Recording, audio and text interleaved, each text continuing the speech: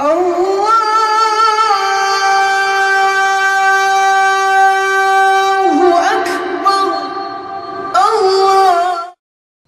me just try to address this. I've given a lot of talks about this issue, the cycle of sin, and the cycle of even good people. You know, they're praying, they're reciting Quran, they're even doing Umrah, ibadat, but at the same time they can't get away from certain evil practices in their alone time. There are two parts of this problem. One of those parts is spiritual and the other part is psychological. And we have to address both of those parts.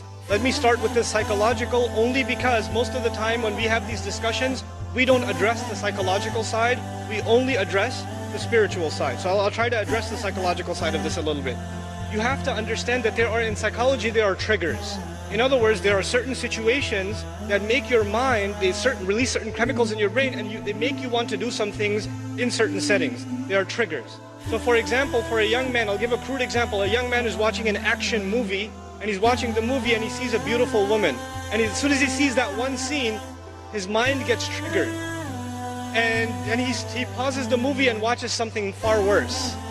And he gets into the habit of doing that. It wasn't the movie itself, it was just that one thing that triggered it. Or for some people, when they go back into their apartment or in their room, when they're alone by themselves, bad things happen. When they're by themselves. When they're at the masjid, obviously it doesn't happen. When they're with their friends, it doesn't happen. When they're on their own, it happens. So the first bit of advice for everyone here and myself is you have to identify, when does the sin happen? When I'm by myself. Where am I when it happens? What times does it happen? And if you can identify the problem times and the problem places and the problem situations, you have to try to change those situations. If you're a young man and you have a problem with, the kinds of things that are available on the internet and you're looking at those kinds of things, for example, put your laptop, put your mobile device, put it in the kitchen. So that your mother's walking by, your dad's walking by, and the mobile device, don't put it in your room. And parents, put that stuff in a visible place in the house. These screens are destroying our kids. Seriously. Then the other thing, the spiritual side of this problem. It is normal for a human being to make tawbah to Allah and then go back and do the sin again because we are khatta'un. The Rasulullah ﷺ described us not as khati'un, but khatta'un. Kullu bani Adam, khatta'un. And khatta' is a sighatul mubalagha. It's called the hyperbolized state. What that means in simple English is the one who repeats mistakes over and over and over again. Like a khabbaz makes bread over and over again. A khatta' makes mistakes over and over again.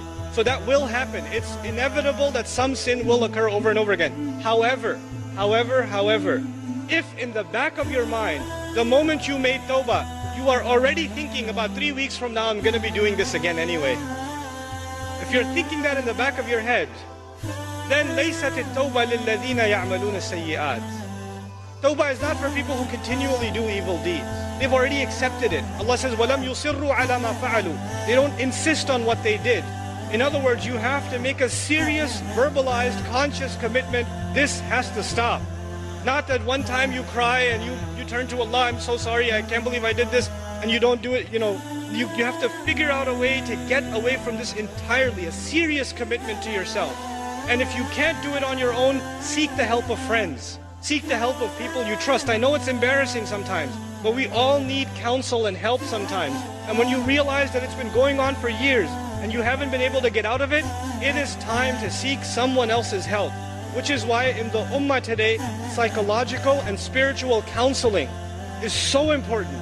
So many young people are in need of counseling and families are in need of counseling. That is one of the greatest priorities of this ummah because that will be a vehicle by which peace will be delivered to people. Jazakallahu khairan.